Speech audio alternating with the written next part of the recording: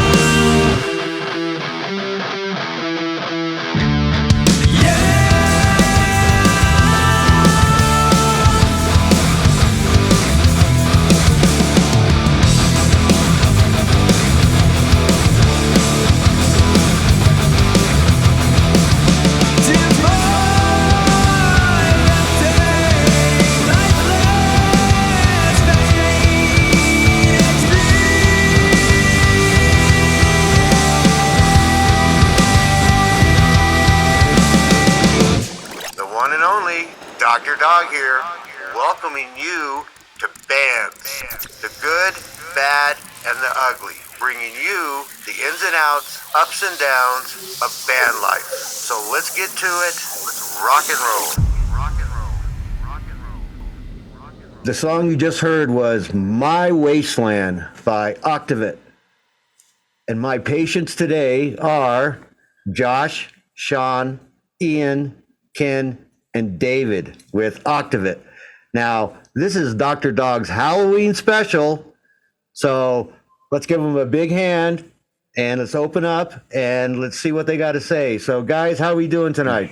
Yeah, awesome. Doing great. Doing good, Doctor. How are you? Thanks for having us, Doctor. Yeah, thank you. You're so welcome. You know, the doctor's doing really good. He's doing good. He's always doing good. Great. So, and he's even doing better because I had the pleasure of talking with you guys. So, I almost wore the exact same outfit. I'm really glad I didn't. 'Cause I don't think I can pull it off as well as you, Dr. Dog. Well, you know what? We could have been twin sons of different mothers, something like that. So, I'd be happy. I'd be honored, for you to dress like me. That's an honor. Thank you very much. I appreciate that. So, but, I don't mean to be rude, Doctor, but this is a common occurrence with our band. We've been called Octate, Octane, Octavius. Octopus hasn't happened yet, but it's Octavate. Octavate. Yeah. See, Octavate. So, it's a tricky one. You can see, even the doctor fucks up sometimes, and I did. So there's some interesting. If you look in, none of us are wearing an Octavate T-shirt because you never, don't wear the shirt to the show, right? But we have an 8 wearing the same shirt, but we hide it. We actually, so our name means a lot of things. There's a lot of different things in our one word. There's a lot of stories in it, but one of them, just because Ken just brought it up, is the number 8. And the end of our word sometimes represents the number 8, and you'll see hidden in our logos somewhere the actual number 8, but also means lots of other things. So, Ken, good call. It's almost like the octagon, right? Yes. That's 8-sided. So it's like Octavate is like the octagon. So that's pretty cool. I was kind of wondering about that, and you can kind of explain to us if you want to another meaning of your name, if you would like. I can tell you what it means to me. So you're a musician, what octave, right? Yes. So if you play an A and then it sounds nice, right? And then if you put 2 A's together, it sounds amazing, right? Just that one note, same exact note, an octave up, it elevates that note. And octavate really means elevate. And that's what we're trying to do with everything we do, whether it's our lyrics, whether it's our approach to different songs, whether it's our positive attitude. We want to octavate. We want to be positive, and we want to octavate everything we do. And it kind of came from one of my buddies who passed away from cancer a long time ago.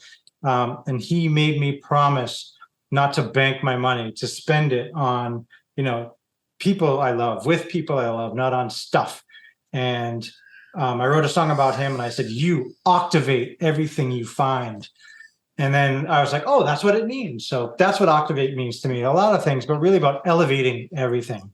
No, that's phenomenal. That was a phenomenal answer. So did you guys all come up with the name of Octavate, or because it seems like you all have different meanings to each of you about the name of the band? So how did it actually come out? I mean, who brought it into the band? And then I imagine you all sat down and thought about it and saw what it meant to you personally as far as the name of the band, because that can mean a lot. I mean, the name itself came from Josh's story right there, right? He had written the idea of a song, which, by the way, we don't play in this band. This is the craziest story. He wrote a song called Octavate that he did on his own thing, and he and I jammed on it together years ago. And I remember talking about it, going, no, yeah, this is a cool song, but wouldn't that be a cool band name? and that's kind of like part of it. So he has a song that he wrote, very cool song, has never once been performed by the 5 of us in this group. And but yet somehow we took that name and adopted it as the band. And I like Josh's story, how his musical story, I just keep referring it to different pieces, right? I said like the number 8 is hidden in the logo and also in the word, but the first part of the word octa also means 8 as well. So I have this obsession with the number 8. I will say this was part of a nickname I had 30 some odd years ago, which had the number 8 in my nickname. Also a nerdy. Oh, go ahead. Yeah, and so our logo has the number 8 written at the beginning, an octa, and then 8 at the end, and then has an infinity sign sideways, which is really a number 8 on its side. And then we have an 8 pointed star in our logo. I will just say this: it's an obsession with the number 8, as far as I'm concerned. Josh goes into these. I love the musical idea that Josh has, because I absolutely love everything about it. For me, it's just the obsession with the number 8 in as many different iterations as it can be. To bridge those two together, to admit my own music nerdiness, growing up reading music and in band, playing trombone in high school, the symbol, I believe, on sheet music for octave is 8VA. Yep, that's great. So I only just thought of that now as you were sharing that story again, So Josh. so nerdy. Nerd So alert. we have not yet brought trombone into the band, but I'm just saying. Well, we're on a never recruiting know. mission to get up to 8 members, right? To follow the obsession with 8. So, Dr. Dog, you're our 6th. We've just decided that, and we just need 2 more. So, Dr. Dog, do you play trombone, Doctor? If you're interested. I'm honored. No, Dr. back in the Bones. day, I did French horn, but I'm a right. percussionist, is what I have been for like 40 some odd years. So, Nice. There we go. you know, that's what I do. That's what I do. So I knew we had a special connection. I knew it. you know what? I felt that. I kept looking and going, there's that little vibe between us, that little telecommunication going, you know? We got some auxiliary percussion here and there, right? So I mean, just saying. And one of the great things about this band is we actually have 2 drummers in the band. Actually 3 if you count Ian, but our lead singer is also a drummer, which really adds an awesome dimension to, putting a song together or just changing something, or even just like, performance during a rehearsal or something. Having, 2 guys kind of master of time and space, kind of guiding us through things. If timing's off or something, if David doesn't catch it or if Sean doesn't catch it, the other guy is definitely going to catch it. So yeah, it's funny. I'll describe myself as a drummer who sings, right? Because I've been drumming. I've been drumming way longer than I've been a singer. But we're not like 38 Special. There's not 2 of us on a kit on the back of the stage. It's not like we don't have a Grateful Dead thing going on. Not yet. Yet. It's only because we just need some bigger stages. Let's be honest. So you're like a Phil Collins and a drummer singer, right? That has drummed before and then had to take up singing in Genesis, right? And then he went his own solo. Yeah. If I think about the reality, sitting on the back of the stage, loving playing the drums, loving like filling in that back section, but always saying like, I kind of want the spotlight on me. and it's like, oh, wait a second, is that an ego thing? I'm like, I don't think it's an ego thing. It's like, I love the audience. I absolutely love the audience. And if I can find a way to get an audience in front of me, I'm going to do absolutely everything I can to entertain them. And I would do that on behind the kit. And I'm like, shit, I could do it better up front on the front of the stage. Well, you got it both worlds. And, that's right. And sometimes drummers, percussionists, we get stuck in the back and that's okay. I like that. But like you said, sometimes you like that spotlight to come down on you a little bit. So I'd love to be out on the front of the stage too, but that ain't going to happen for the doctor. I'll tell you that. I will tell you this. When David joined the band as the 5th member of Octavate, as our drummer, I will tell you this, and I will say it publicly, just massively spoiled having this guy on the kit behind me. It's like an instant trust. I just know he's got it, and our songs are not, just 4/4 straightforward. We've got some complication going in some of our songs here, and how people say the drummer is a musician's best friend, because I've heard it myself for many years. I mean, David is a legitimate musician on the drum set. He not only knows how to drum, but he understands music and he understands time signatures and he understands everything else that's going on. So I will say I am massively spoiled having David on the kit in the band with me. We all are, for sure. Second that, 100%. I've caught myself at practice and live on stage. I'm just listening to what David's doing, and I'm like, that sounds so fucking good. And then I screw up what I'm playing because all of my attention is focused on David's drumming. It's amazing. Every once in a while, like we'll just be in the zone and in the pocket, whatever. And I'll look over at Dave, and we're all in. He's like. That's just what my face looks like. Yeah. Well, look, I can't just absorb all that. So bear with me for a moment while I speak back. But connecting to what Sean said earlier, one of the things that really attracted me to playing with Octavate, and it sounds like from this interview I got the job officially now, so that's great. Jury's still out. Yeah, exactly. It sounds like it's going well. So we put your picture on the album cover, goddammit. Well, what Sean said earlier about connecting with the audience and his therapy out there, with Sean in particular, it's not, it's not a straight up ego thing, right? The connection is real. And one of the things that I think is missing from a lot of live music in general, but especially the kind of rock that we do with the influences that we have from that, specific kind of 90s era. The cornerstone of that stuff a lot of times is, an aloofness and kind of not really being earnest. And we don't do that. And that's one of the things I really love about this band, connecting to what Josh said earlier about positive messages, and about really elevating and being there earnestly, and the way that Sean engages with the audience in a real earnest way, not in a sarcastic or I'm not going to look at you or you're beneath me or anything. I don't know. That's just so refreshing to me, and I like any drummer, right? Because there's always 5 drummers in 50,000 bands. I've played in a bunch of bands and I've had a lot of cool experiences, but this is the first time I've been able to take my earliest influences in playing and the kind of music that I grew up with, and marry it with this very earnest, positive force in the world. So I'm just stoked to be here, and I'm glad these guys like my playing. Well, you know what? It sounds like you guys have a great connection and bond together, and that's hard. And going back to saying, I know, he's got my back. He's got our back in this song. He knows what he's doing. We love what he's doing. We don't have to think about what he's doing. He just does it, and we're happy with it.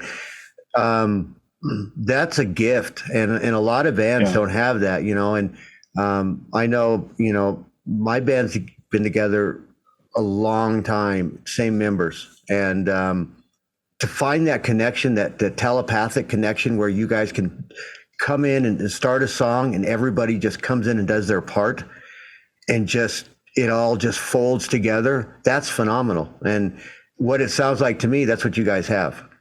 And if I'm on the money on that, then you know what, rock and roll and keep doing it, because that's something that's phenomenal. And when you have somebody that's saying, hey, it's an honor to be joining this band, because I can let myself be myself and play the way I want to play, instead of sometimes drummers get put into a genre or music that it's like, I like it a lot and I'll play it, I love it, but there's some part of me that wants to play something else. And, right. And then some drummers don't care. They'll play whatever they want to play. I'll play whatever. I mean, but I was going to say, I've played both of those characters. Sure. I've played the, sure. Hand me a pair of sticks. What's this style? All right, let's do it. Yep. But it's really nice to be surrounded by a sound that I actually like. Well, that, and you can be creative. I believe a percussionist plays what he feels and what he thinks needs to fit in there. Now, is it always 100% right? No, but it's pretty damn close. And I think it all comes from within inside. I know very little percussionists and drummers unless you're in a orchestra or a studio musician that plays off sheet. It's just non-existent, because they feel it. They know in their hearts what they need to play. Yeah. And like I said, 9 out of 10 times they're right on the money. So you know what, David, keep doing what you're doing, buddy. Keep doing what you're doing. Thank you. Yes. We'll do. One thing that made me think of is one of the things I love about playing with this band is that we get into the room together, we play a song, and if we don't quite nail it, it's like, okay, well, did anyone else notice that? Can we work on that part? We work out parts. So we consistently, are and proactively like really try to nail down stuff. If we didn't get it right, like we're not just going to move on to the next song. Like we communicate with each other. It's respectful too. It's not like you missed it. What the hell, man? You missed the thing. And it's like, hey, can we try that a little slower? Can we try this riff again? And what's cool about that, I think, is sometimes we end up, that actually allows for more, not only collaboration, but creativity. And we've ended up coming up with different riffs and stuff, and songs have evolved because of that, because we end up talking it out. And we're all, I feel like we're, fairly respectful, maybe most of the time. No, I'm just kidding. I think that part's really important, is that open communication that we have with each other. And again, you kind of mentioned it earlier too, that kind of trust that we have is really important in the musical process. Yeah, and that's hard too, because artists create. And when you're creating something, you don't want someone else to tell you that what you just created isn't perfect, right? And some of us have more trouble receiving that feedback than others. But yes, either way, there is Either way, at the end of when we I don't do know that, what you're so we'll talking play a about. song, and like Ian and Ken will be like, pull their headphones off, and be like, Josh, the distortion's way too much. And I'll be like, no, it's not. That's how I want it. I'll be like, no, no. And then I'm like, oh, okay, turn it down. And we get through it, and then everything's good, or like at the end, David will be playing something in like 6/8 instead of 3/4 or something. I don't know, like, and Sean will be like, that just wasn't working for me. Can we change that? And we'll go over and do it again. And no matter what, no matter how people feel, like Ian said, we trust each other, even if it hurts. Yeah, we trust each other, and we get through it. And that's magic. That's the magic that happens inside a band room. Last night we had a crazy quick Zoom meeting because we got some great news that we're going to talk about that here in 1 second for a New England Music Award for Best Hard Rock Metal Act for the New England Award. Congratulations. So we all freaked out. We're like, we need to talk about what we're going to do. And we all got on like 2 hours or something. Right? Yeah, talking for 2 hours. But the first thing we said was, what we really love, guys, is not this shit. Yeah. It's getting in a room playing music together. And if we could just if all this other stuff like awards and social media and industry and everything were gone, I'd be so much happier because I could spend all my time creating you guys. And that's the magic that we have. And that's what you want. That's exactly what you want, guys. And what you have is what you want. And you can see by the good news you guys have gotten and the good news you guys will continue to get with your music is that you have found the formula for a good band that puts out good music, that cares about the music they put out. But what I was going to say, is show me one musician that can come into a room with his fellow mates with a song and have it completely perfect to where it doesn't have to be changed in one way or the other. Okay. Non-existent. Okay. Yep. Non-existent. Second is, it's the collaboration of the group to do. What's the end result? Tell me what the end result of the song is. What? To be the best it can be. Yes? Sure. Yeah. That's it. I mean, when you look at it, it's when you put it out and you listen to it and it's done, it's the best that it has to be. Doesn't matter who plays the drums, doesn't matter who sings, it doesn't matter who plays guitar or the lead, doesn't matter.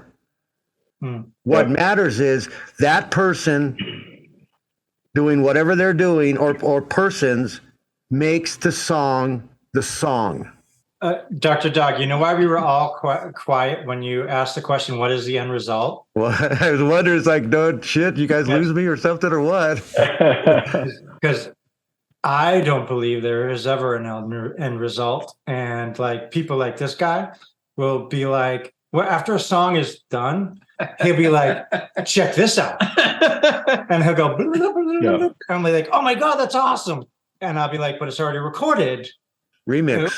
Okay, well, I mean, we'll do it live. We'll do it live. So we have a song on our album. They continue to evolve. They continue to get better. Dream Away on our new album is not how we play it live. I mean, 95% of Dream Away on the album we play live, but then there's like an additional 30% to the song that you only get live. You don't get on. You don't get on CD. You don't get on tape.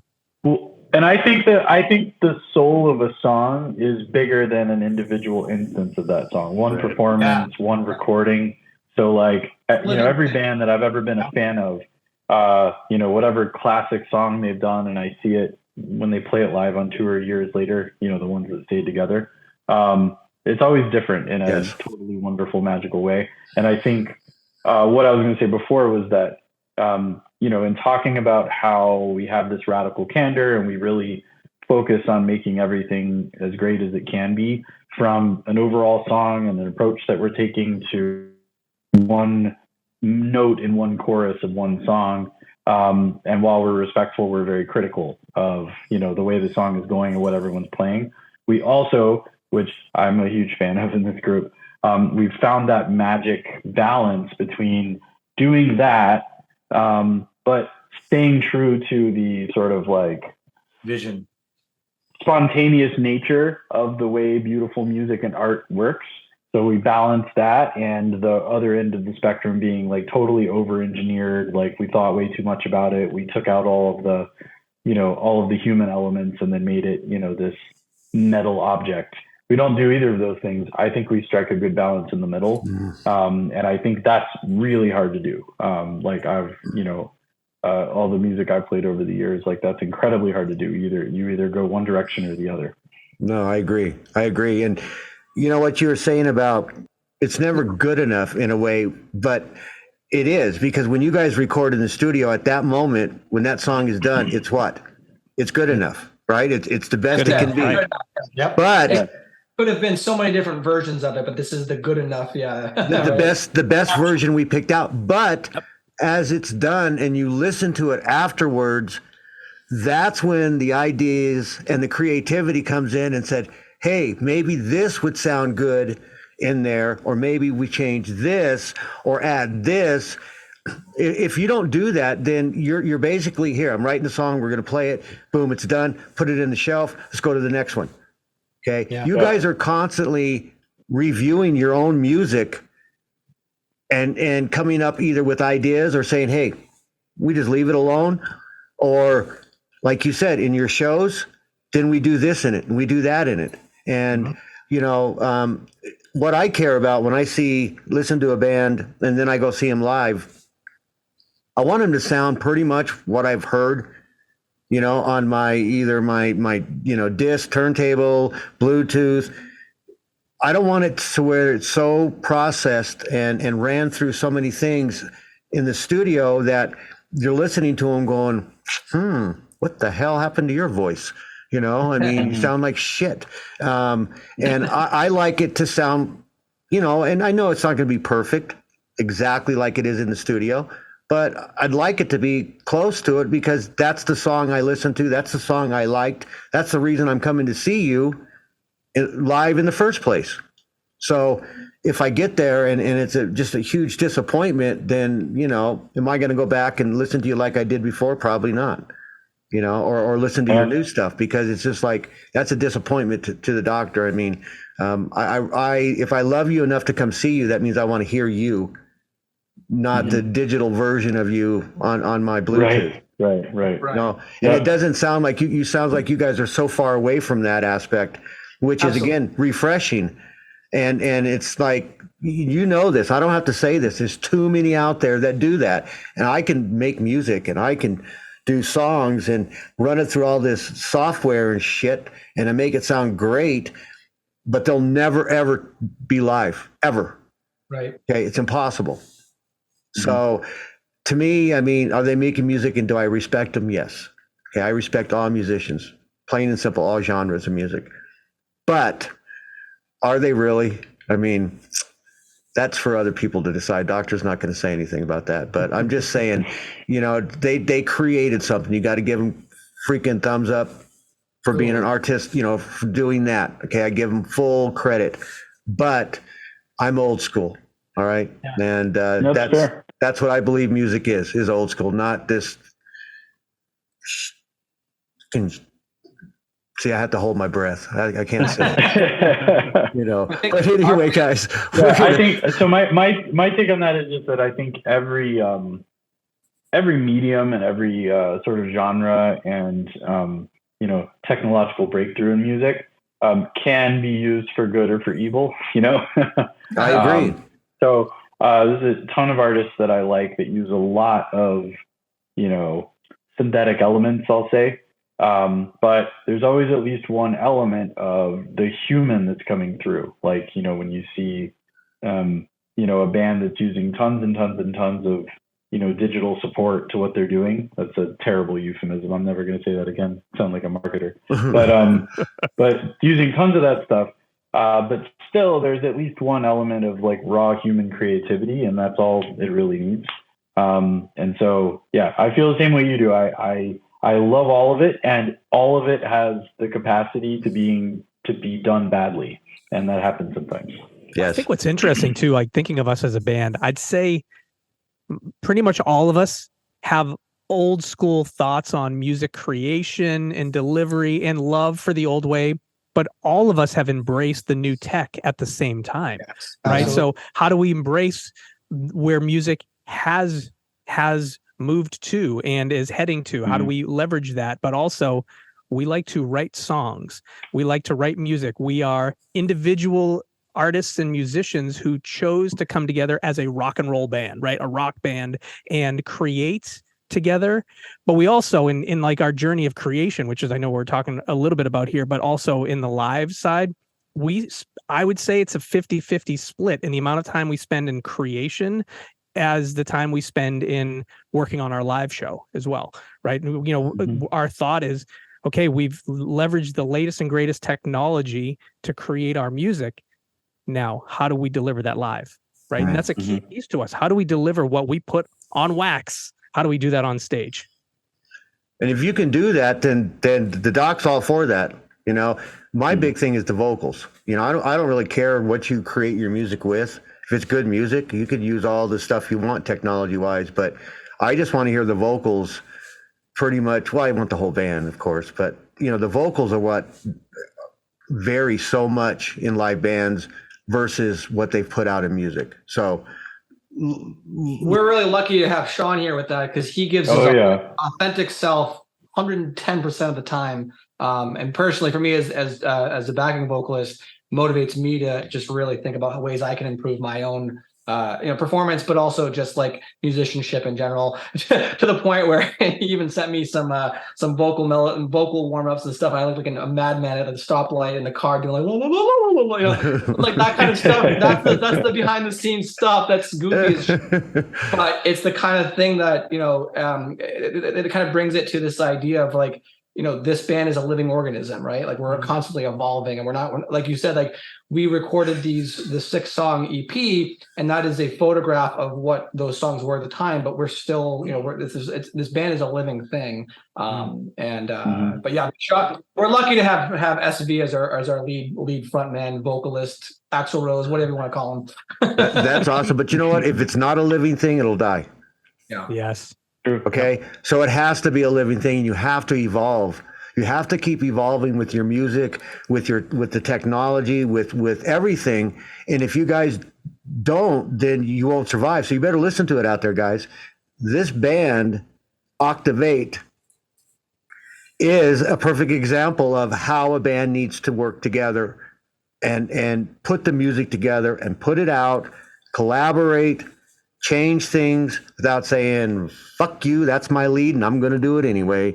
And believe me, I've heard that a lot in my days. And, so you guys listen very carefully tonight as we go further into this interview, because you guys are going to learn a lot. And I already know that. Okay. I already know you're going to learn a lot. So listen up. All right, gentlemen, are we ready? Are we ready for those questions? We're ready. Ready. Here we go, guys. What role does social media play in playing your music and connecting you with your fans? Social media, there's many answers to this, and we all have, I bet, have a different one. Social media is a necessary evil is one part of this answer. It exists. It has to exist. It is the world we live in. And again, we talked about, we've got some old school music tendencies in the band, but we have to leverage the world that we live in today. And social media is so critical to the existence of an artist, of a musician today. And the more you can leverage, the better. That's where the global audience is at. And, the latest and greatest social tool like a TikTok is where most of the kids are at. And you mentioned continue to evolve or die, right? And so you need to think about evolving your audience as well. And you want your audience to grow from those who have been around for years to those who are just getting new into the world of music that you're into. And you want to be where the people are at. And so it's a necessary evil. I say that to start, but as you can hear in my response, embrace it.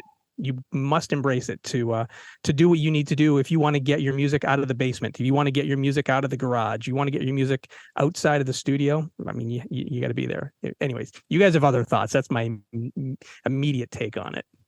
Mm-hmm. I totally agree. My only addition to it is it just takes way too much time and effort, and it's so like I just want to play my bass. I just want to get into a room and fucking write music with these guys, and I have this fucking phone going and doing everything I can on every single platform and it's just so draining. I hate it, but I know that I have to do it, and I do it. Yeah. What's interesting about guys our age is we came of age, especially musically, before social media existed. It wasn't a thing. Mm-hmm. Like you heard about bands through radio, or your friend said like, "Hey, check out this band. Here's the CD." Yep. Or go to a show. That was how you found the music that you connected with and that you came to love. Like that era has ended, and now social media has kind of taken over a lot of aspects of life, including how we consume a lot of art, including music. So, we've had to come to adapt to that. Like, we know how it used to be and we know how it is now. And, quite a few of us in this band are in the tech industry. I use that term loosely, but we understand how things work and how to use them. Sean is really savvy with things like Twitch. So, we kind of rely on each other to, one, just get the word out and be aware of how the technology works. Josh is in the social media mine every day, just, promoting the band, making connections, pushing our music, just trying to reach as many people as we can, because that's how music spreads now. That's how it gets disseminated. Yeah. Oh my God, you just said Josh is in the social media mine, right? I just pictured him with a pickaxe underground, chipping away every day at the mine. A dwarf hat. And I can just picture the song he's singing as he's in there away.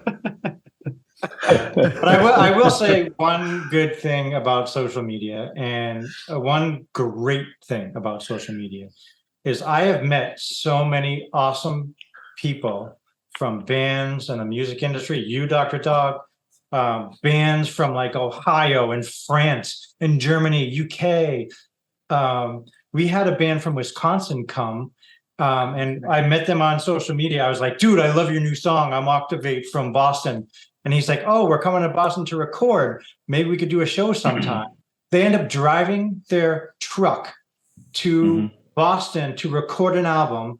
And we opened a spot for them in our show, and they headlined for us, killed it. And now we have this relationship with this band from Ohio, Midnight Crow, who's awesome. Wisconsin. And that's just like a microcosm with what can happen, the good things that can happen. Yes. I have met so many awesome people and learned so many awesome things from this fucking thing. And I feel like there's been an evolution of kind of how the internet and social media have affected music.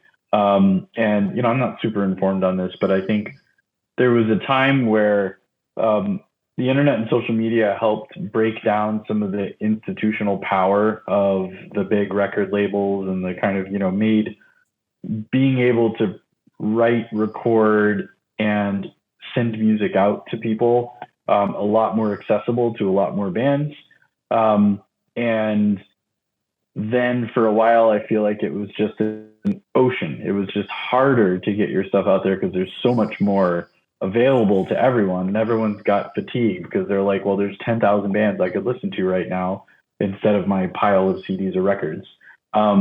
And then I think that there's been this movement back, and we've experienced this sort of like this hyper local grassroots bend to the whole narrative of social media and the internet. And so what we've experienced in, what Josh is talking about is, where that national becomes local kind of feeling to it. But I think we have been able to connect with a ton of bands in our area in New England and Boston, and been able to kind of stoke this really nice, warm, local pool of bands that all support each other and all go to each other's shows and play with each other.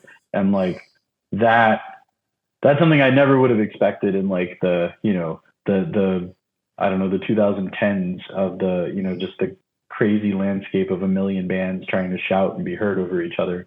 So anyway, so I think it's all coming back to this nice hyper local, you know, thing. I don't know how to end that sentence. So I'm just going to trail off, but hopefully someone picks it up. All right, go. There is something huge to this. I don't think anyone on one of us have said it, but thinking about the world of an independent artist, an independent band, an independent musician, pre-social media, how does that exist? You know, you think about bands who are trying to get themselves out there and get themselves known. If you think about, you know, historically, you needed a record label, right? You needed a record label to bring you in, get you into the right studio, get you, you know, kind of get you the money to get started, because, you know, making music isn't free. It's not cheap, right? It's, you know, there's a whole business behind it, right? There's money that has to occur to make all this stuff happen. But without the social media, you know, with the social media, you have your marketing platform right there. Right. So, you know, where record labels and all of these other things around promotion needed to exist, which really kind of highlighted, like, if you were not a signed act on some cool, well-known record label, you weren't going to get the exposure you needed. And the cool thing about social media, your exposure's there. So even though I started this rant with a necessary evil, I don't think we'd be on this call right now if it wasn't for social media. Josh, you said, like, that's how we all met right here for today's call. And that's how we're getting our word out, you know, outside of just the Boston area. Is, you know, we've got this marketing platform right in front of us, and, you know, we're capitalizing on it. And that's the way to continue this thing. If you know how to use it, if you know how to do it, you know, the ins and outs of it, it works great. Okay. A lot of the young artists starting out, just putting their music out there right now, there's so many wolves in sheep's clothing that all they want to do is take their money. Yeah. Promising them, you know, the pot of gold at the end of the rainbow, and take their money. And these guys are gullible enough, because why? They want their music out there. They're excited. Oh man, this guy's going to get us on 100 different platforms, 1,000 different platforms. Just like I said earlier, okay, that's great. When are you being played? How often are you being played? You know, when's the rotation of your song? You know, I mean, like once every month? Oh, okay, that's a lot. You're getting a lot of exposure out of that. But that's when you have to hit 1,000 streaming platforms. And you know your music is constantly being played one place or another. And I've talked to bands that they do that. And, you know, you're talking about, you know, the phone is an evil, but it's a necessity. And you meet a lot of good people. But, you know, you have to put your music out nowadays by the social media. It has to be done. The only other way is touring. And you've got to be big enough to keep touring to draw the attention of a label. And that's how it was back in the day. We talked about no social media. Well, no, we played. You toured. You went from state to state, town to town around you. You know, you got the following going. And then hopefully somebody will notice you, and then you go farther. If not, then, you know, you've had fun playing music, because to me, that's all it's about. You know, I don't care about the money part of it or anything else. And that's probably bad to say, but I just love playing. And if I get off the stage, it's like, man, you know, I'm like glowing like a freaking glowworm, you know, because I just had a phenomenal freaking experience, which, you know, and believe me, I've been around long enough. There's no drug out there that gave me that feeling. You know what I mean? Or the energy that you get by being with your mates together, playing live. And that's how you connect to the audience, guys. It's not you connect just to the audience. No, you connect through the band, because you guys are connected, and you're like the Energizer bunnies out up there, and you're just shooting that freaking energy out towards the audience. And in return, you receive theirs. And that's where you get stoked. And everybody is just grinning from ear to ear, and you guys are just pumped, you know, fully, you know. And I mean, I know it for a fact. You don't have to say anything, because I know when you guys get off the stage, when it's done, you guys are just like in seventh heaven. I mean, it's like the greatest freaking thing that you could ever feel. And But we feel great, and then you catch yourself in the mirror. You're like, oh my god, did my hair look like that the entire time? Hey, but like, well, I was gonna say the irony I always found about touring was that like all of the stuff that you have to do around the 45 minutes to hour and a half or whatever you're playing on stage is the grueling, exhausting part, and the part where you're sweating your ass off is the part that replenishes you for the next thing. Yes. So like same thing is true on a level of playing just, shows locally and, stuff, we've been fortunate enough to be able to kind of, have this little circle of venues that, we're growing. But that works on that level too. All the grueling, all the annoying work, all the the being in the mind, the various metaphorical minds of the preparation work we have to do. It's all worth it for that time on stage. Yes. Well, it has to be there. Okay. Excuse me. If it's not there, then you're not ready to go on stage. So you have to put in the work to make it sound like you want it to sound, unless you're a half-ass band. And if you're a half-ass band, then you don't care. But, obviously you guys are nowhere near that term. Okay. But there are bands out there that are. And so, again, it's a living, breathing, I look at it as a baby.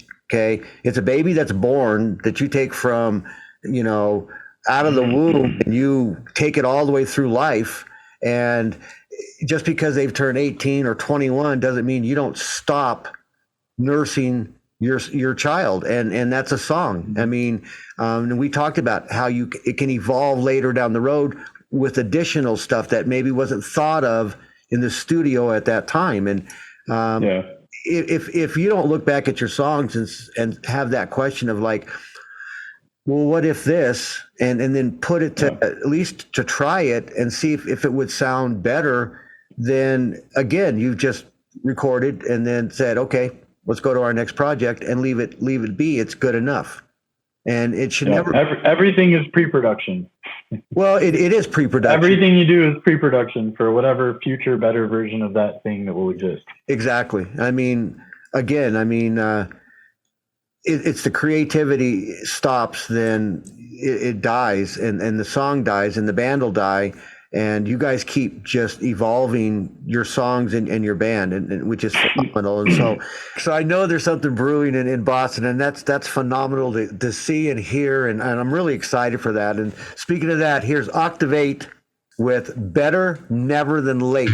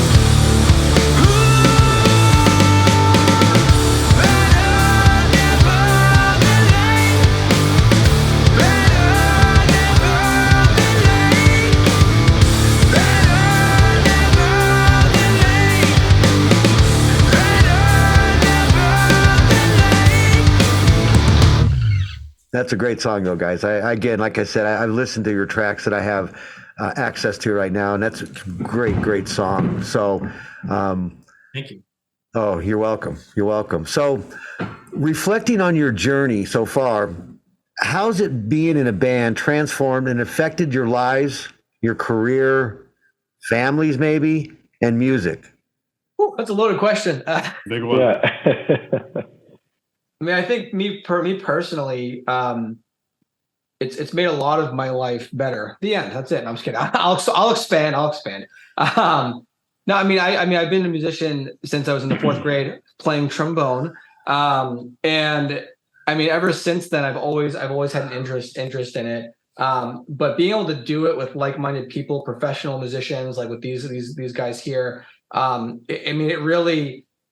It's not only just made me a better musician, but it's made me like really be introspective about a lot of just like things in life in general. A lot of the music that now Josh has written the majority of our songs, and we're kind of getting to a point now where we're going to start probably do some more collaboration here. But a lot of the music that Josh writes and the lyrics that he writes are really close to home.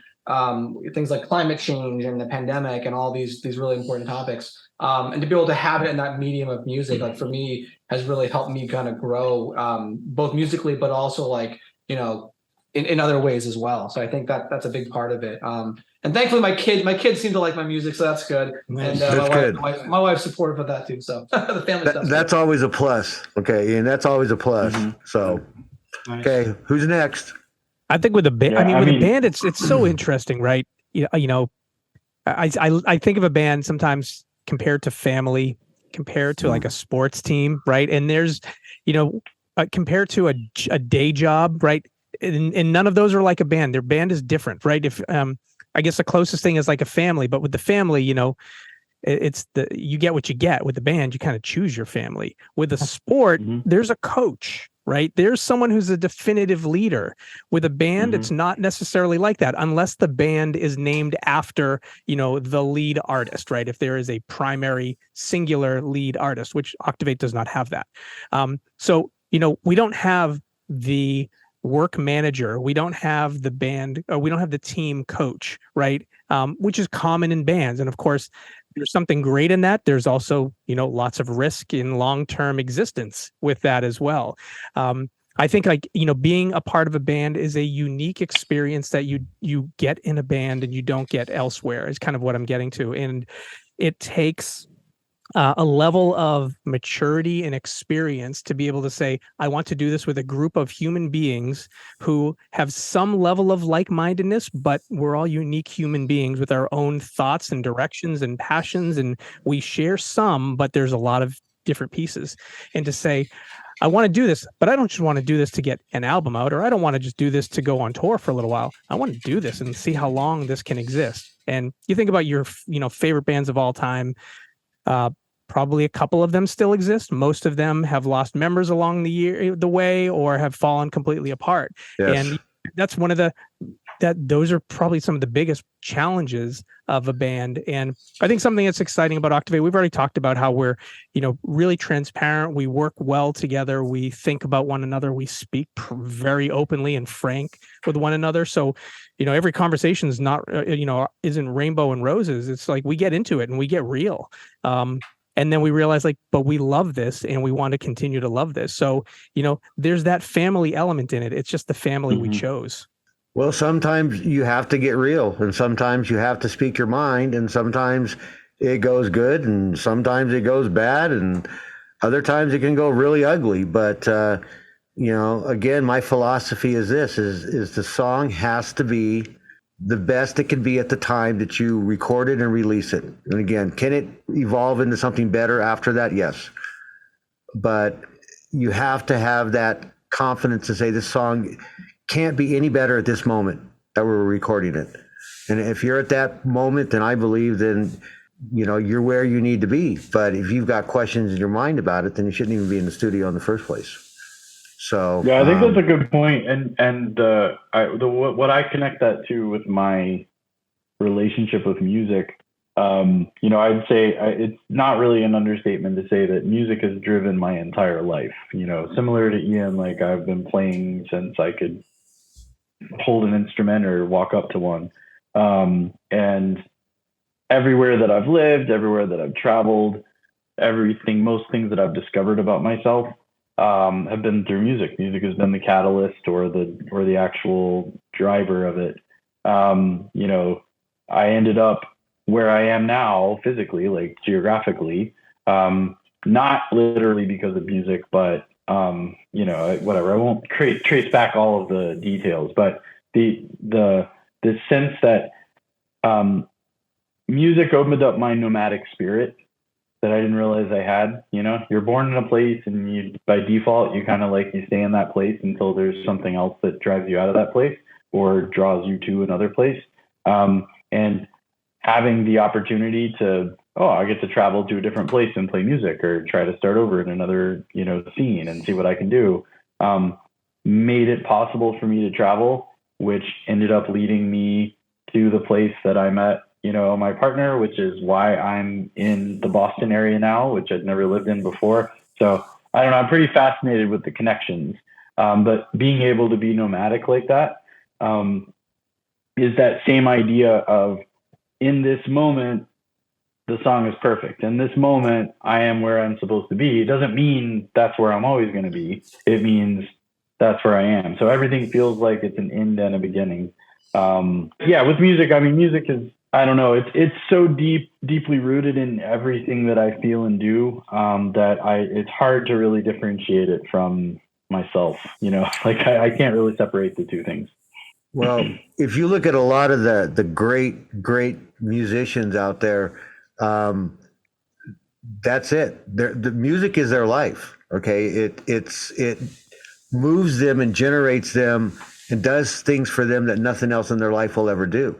And especially when you've had that love of music at a very young age, then you learn to appreciate it that much more, especially when you stay into it. And the coolest thing that I've seen in the last maybe 6 months to a year on YouTube and Facebook and some of the other ones is the young little musicians out there, drummers and guitarists, and it really makes me feel great to know that generation is learning to play music at that age where the generations, maybe two before them, didn't give a shit.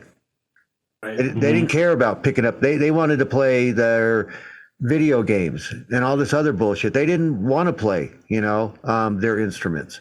But you see it evolving back around where, these 8, 9, 10-year-old musicians that are just killing it, wait till they get 20, 25. And they'll just be phenomenal. Just phenomenal. It'll be, a lot of these little drummers are going to be another Neil Peart, which, I don't say that lightly because he, to me, is the king. But there will, because they're starting off so young, and the stuff they're playing, it's like you're going, damn, and they're little dudes, and you're going, damn, it's phenomenal. So to have that passion young, like you guys grew up having, and to continue having that, again, I say the same thing. If you don't have those ingredients that we've talked about as a musician, then your music will always lack something. There'll always be something missing because you're not looking at it the way you should. Some will only look at it through 1 or 2 eyes. You guys look at it through 5. You see what I'm saying? It's like a 5-filter straining system. Exactly. Keep straining it down until it gets out of the last strain, filter, and then that's what you have. But it's gone through 5 to get to that point.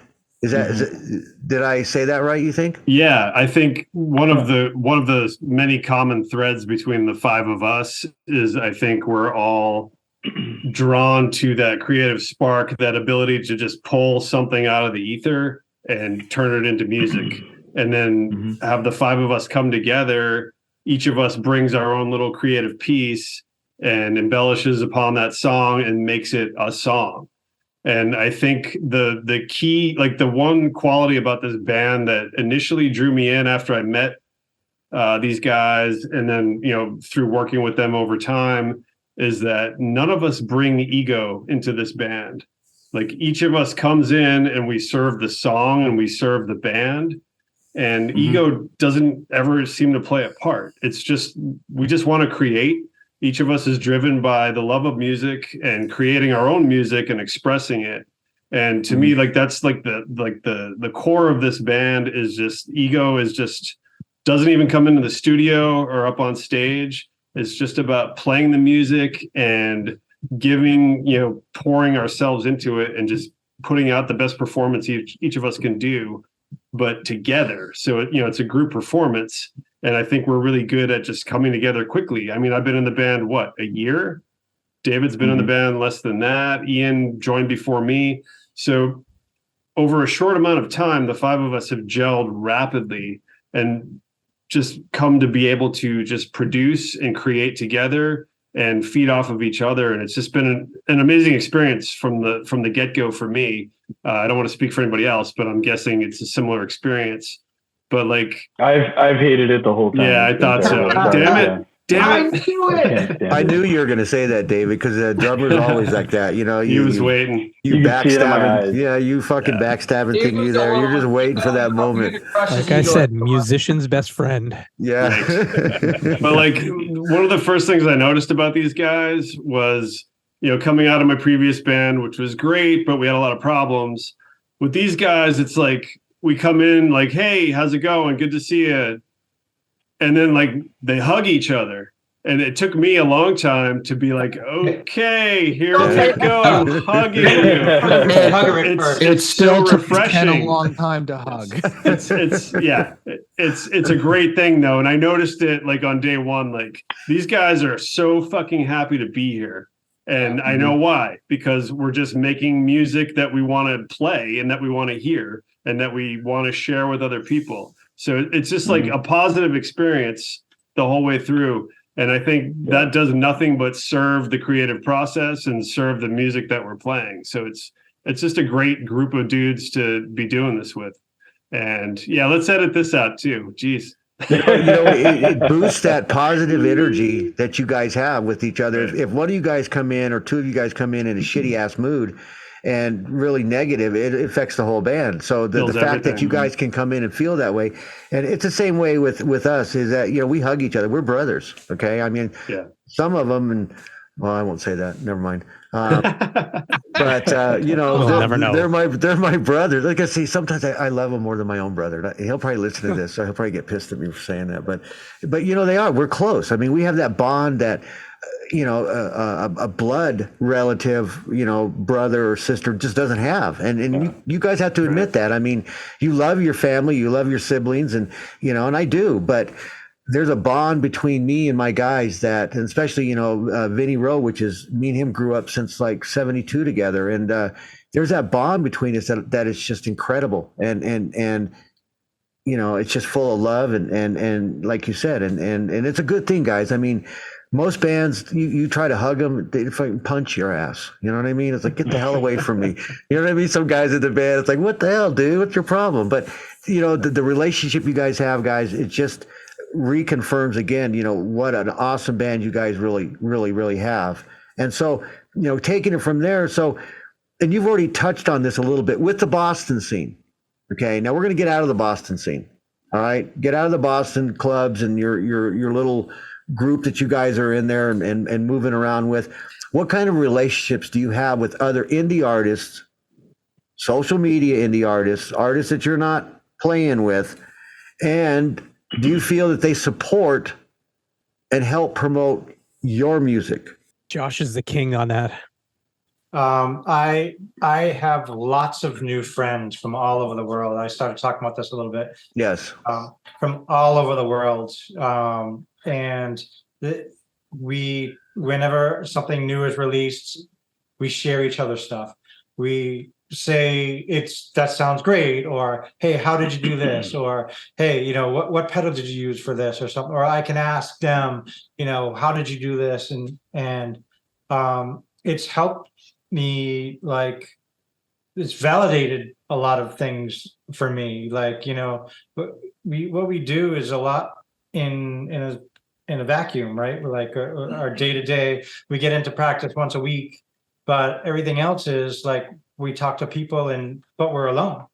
So when I'm reaching out to people like Clank from France, or like I said, Midnight Crow from Wisconsin, they're my friends, and I can ask them advice on what pedal's better to use, what pedal's better to use for something, or like, how did you record this, like straight in DI, or like, did you go to studio, or all kinds of, like, anything.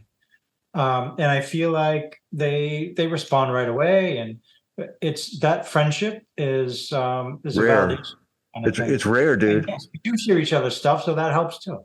Yeah, that's rare though, because most will think about themselves before they think about you.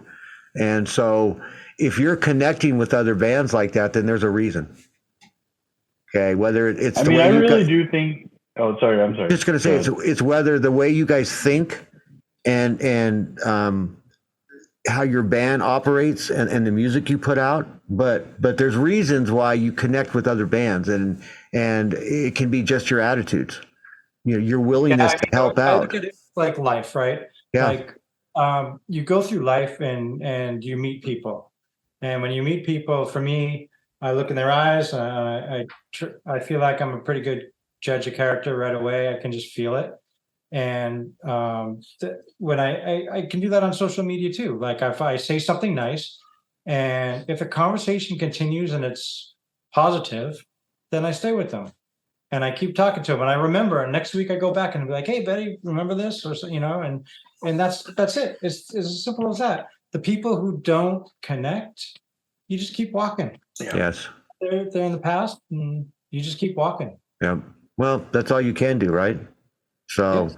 I mean, that's about all you can do. So, but listeners out there, I want you to headbang to this one, which is This Game by Octavate.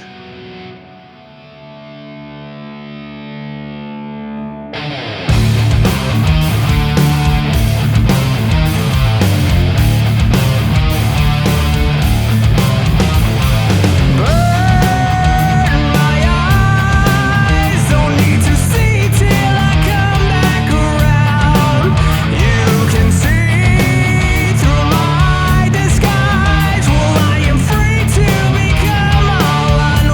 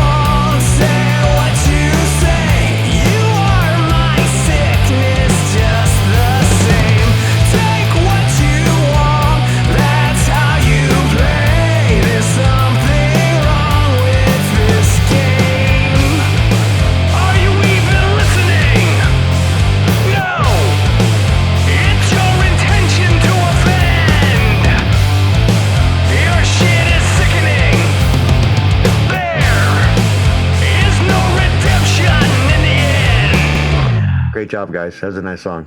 Doctor Actually, really that's pronounced this game. Oh shit! You guys are just fuck. I mean, I'm done now. This is the last. You're talking about how great we are. We're actually just assholes. Yeah. Actually, shit. I will say something about that song, which is that that was the first song that I recorded drums on with the band since I joined that got released. So that was my Octavate debut. That one right there, digitally. Yeah, give him claps. That was good. It just so happens that it's like the first song I ever want to listen to on the new album too. Mm-hmm. Maybe because it's the first song. That's probably the one we put it first. Yeah, but I like to think it's because of your drumming, David. Oh, thank you. It's not because of happened to be at the beginning of the playlist. Gotcha. Okay. The beginning of that song is just such a soul thing for me. Like when everyone's fucking around and we're all plugging in and we know we're going to start with this game, and all of a sudden we hear Ian swell, wah, wah, and everybody stops and we look, and then Dave counts it off, and then boom, we all come in together. It's just like I have goosebumps thinking about it now. Yeah. But when you're inside of it, it's just like phenomenal. Dog, there's no drug. Yeah. I can't wait to get back on stage and fucking open with that and crush it again. I cannot wait until our next gig. I can't wait. Yeah. See, that tells me, and it tells you guys that you guys have phenomenal music that you love to play. And there's some songs that's going to juice you up more than others. But when you hear that, man, I can't wait to get back on stage to play that song because it pumps you up so much. That's a big tribute to what you guys are putting out. And that's phenomenal. Again, it's just totally phenomenal. It's a fun song too, because like even theatrics, like Sean takes out a bullhorn and he walks around with it, and it's just like so entertaining. It's like the crowd is just like a performance. Where did you get that from? I bought it from him as a present. I mean, just like pulled it out of nowhere on stage. It's like where was that? Where were you hiding? He's got his little like magician's table of like, ooh, look at this. That's phenomenal, though. You know what? That's creativity. That's phenomenal, though. So you know what, Sean? That's awesome, bud. I got to give you forks on that one, buddy. Thanks, man. It's funny I remember when Josh brought us the demo of this game, which basically was a fully, furnished, completed demo. Josh calls songs demos, where most people would be like, that sounds like it's probably on a soundtrack somewhere. Like his demo quality is a little different than what most humans would call a demo. But when he brought that demo, I was like, oh my God, please let me sing this song. The song just has levels of music and levels of vocal in it that he created, and we, the five of us then took it and brought it to what it is now. But I agreeing with what Ian is saying, like that song brings me kind of goosebumps almost every single time we play it. That the way it starts, the way it kicks, and then the way that my four other brothers here perform it when we all play together, whether it's in a room with just the five of us or in a room that's filled with people, it still brings the same vibe. It's just the song has something to it for us, for each of us. Yeah. For me, the highlight of that song is there's a quick break during the guitar solo where we all hit kind of a high pitched squealy note. And Sean I don't even know what noise you make, Sean. It's like, yeah, or yeah, like whatever noise you make. Like, it's like all five of us are just focused in on that one little like microscopic I remember point. Like I wanted to do my guitar part, but I don't play the guitar in the band. So I'm just going to shout out a guitar sound. But it's just like we all come together in that one little minute point, and it's like perfection. It's the tiniest little thing, but we all know when it's coming. We all like are giddy with like, we explode with like, oh, you fucking nailed it. Like it's the singularity. It's the singularity. Yeah. There you go. That's phenomenal, guys. That's phenomenal. So tell me, what's the biggest misconception people have about band life and being an independent artist? Oof. Groupies, hookers, and blow. There's a lot less hookers than I was expecting. But yeah, just the one. Sorry. I was going to say, it turns out to be not 100, but you only got one coming in, so for all five of you guys. So, what are you going to do? But I think of like two things that I know you said the one, but like two things that come to mind outside of what Ken just mentioned. I second that. But like filling a room as you're just getting started. There's a misconception, because there is the concept of an up and coming band. And for any up and coming band that's listening, you're going to play 100 rooms with 4 people before you finally play that room with 20 people. Like no matter how good your music is, I think that's one. And then the second thing is, hey, can musicians make a living? Independent musicians who are up and coming, can they make a living? Money and a lifestyle of music, doctors shaking his head no.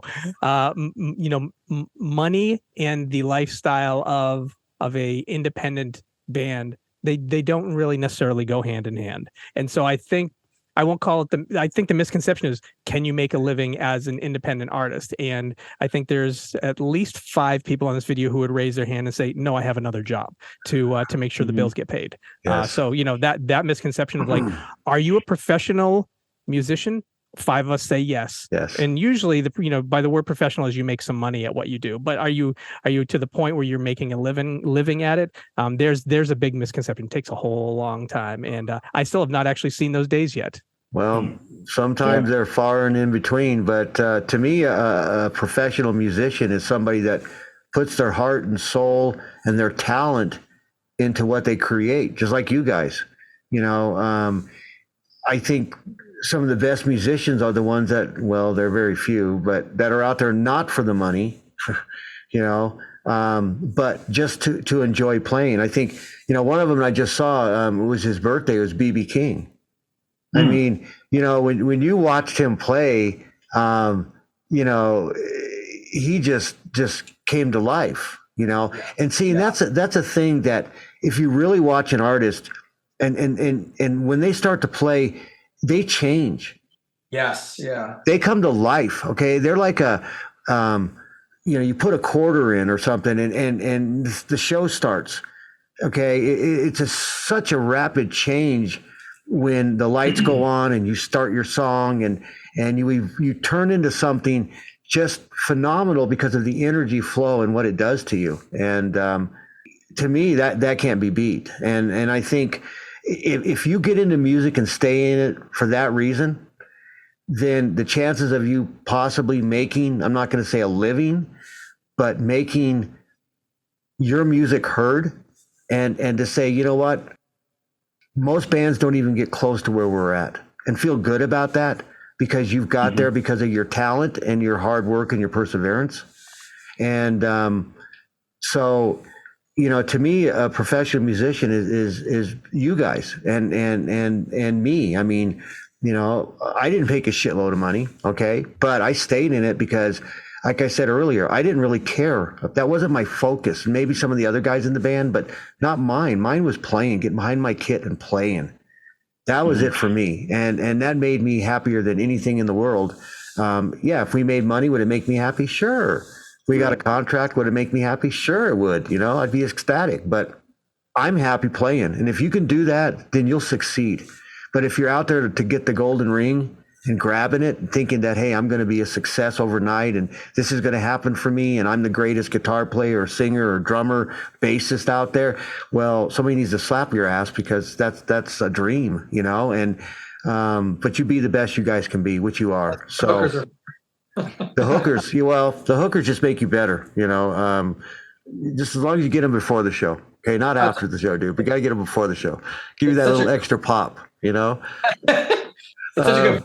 It's never been about chasing the money, obviously. More than likely, it's not going to happen. But I know there's a couple of shows we actually made some money at, and I was just happy that it was enough to pay I don't know, half the rent for a month or for a band rehearsal space. Exactly. And it's I think stickers, paper stickers or koozies or whatever, and that's your Wendy's bill, most likely. Right, yeah. I think you hit the nail on the head with that. I think it's pretty clear, the 5 of us. I think it speaks for all of us that the reason we do this is not the idea of some pot of gold at the end of the road here. It's really that you kind of talked on it. You touched on it earlier, Dr. Dog, about that spark that happens. It's it transcends any sort of monetary anything. There's something great. And we can't take the money with us anyways when we die, so we might as well enjoy ourselves when we're on this earth and do the thing that we are here to do in this group, which is make fucking awesome music together. Yeah. It's that spark that's the reward. If it is, fame and fortune happens, great, but the spark is the reward, and it always will be, no matter what happens. Yeah, if you don't have that, guys, then I think you're missing a lot. And again, I can tell right off the bat, you guys aren't the money seekers. I sure hope it comes for you. I think you deserve it.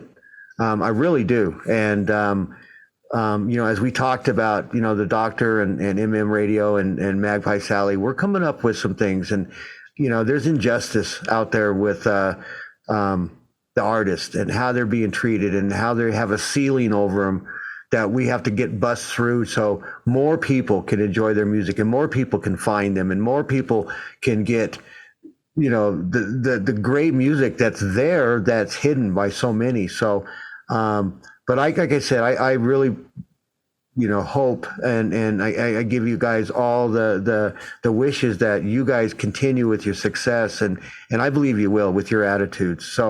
So tell me this, and getting in with that part of it, tell me this, then what about the sacrifices, the hardships, the unjust bullshit that's in the industry that goes hand in hand with the band life. So tell us a little bit about that.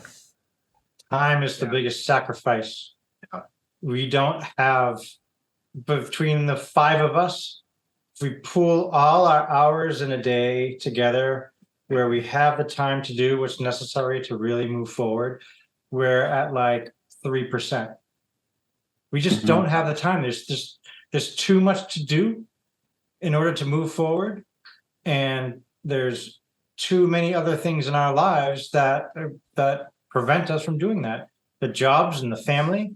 Like, I love music and music is in my soul, but like I'll cut off my hands and never play bass again for my family. Yeah. Oh yeah. So, and I think everybody feels the same way, where time, if we could only have more time, if our families and our jobs could just take a little bit less time, please, then we could get, we could get there. Or I shouldn't speak for the rest of everybody, but that's me. It's time. Yeah, I would agree with that. And I would also cut my hands off and not play guitar ever again for my family, but not for my job. I would do the opposite. Right. If I could cut out my job and do this full time, even if but then I'd probably be divorced and living in a studio apartment. So to steal Sean's line. You'd be in the doghouse like Dr. Dog is most of the time. But and it should be that way. I mean, you've taken on responsibilities with your family and your wives and your children and whoever else. I mean, your significant others, and you've taken on responsibility for that. So yes, they play a very big part, and you're 100% right. Time, there's not enough, and you get to a point, it's like you want to create, you want to record, you want to do this, but you have to put priorities, and your family has to be the priority. It has to be, because if not, then it affects so many other aspects of your life. And for the guys out there that are listening, the new ones coming up, a lot of you guys are going, well, shoot, I don't have a family, I don't have a wife, I don't have kids. That's great, okay? But a lot of artists and musicians do. And that's just reality, is that you've got to look at, this is the time we have, so make it quality until we can get back again. And that's all you guys can do. And I again am, it just makes me feel good to talk to guys, a group of guys that feel the way it should be. That's old school. You take care of your family, you take care of your responsibilities. And if your music has to kind of take the back burner a little bit, then it takes the back burner a little bit. But you take care of your responsibilities. So that's phenomenal. And dropping now is Forgive Me from Octavate.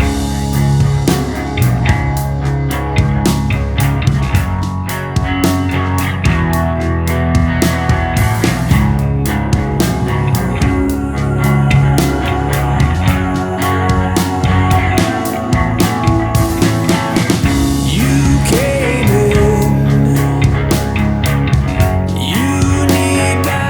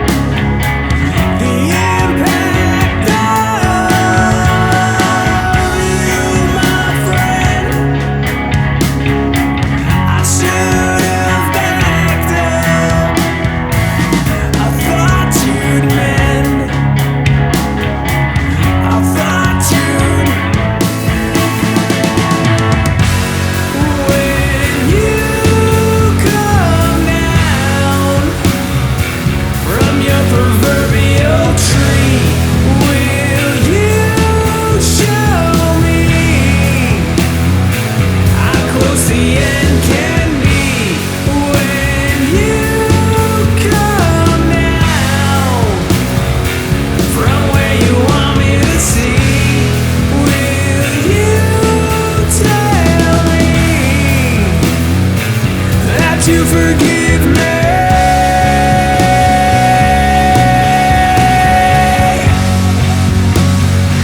Can you forgive me?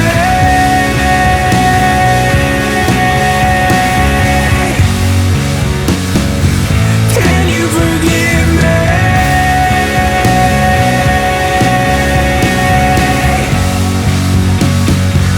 Can you forgive me?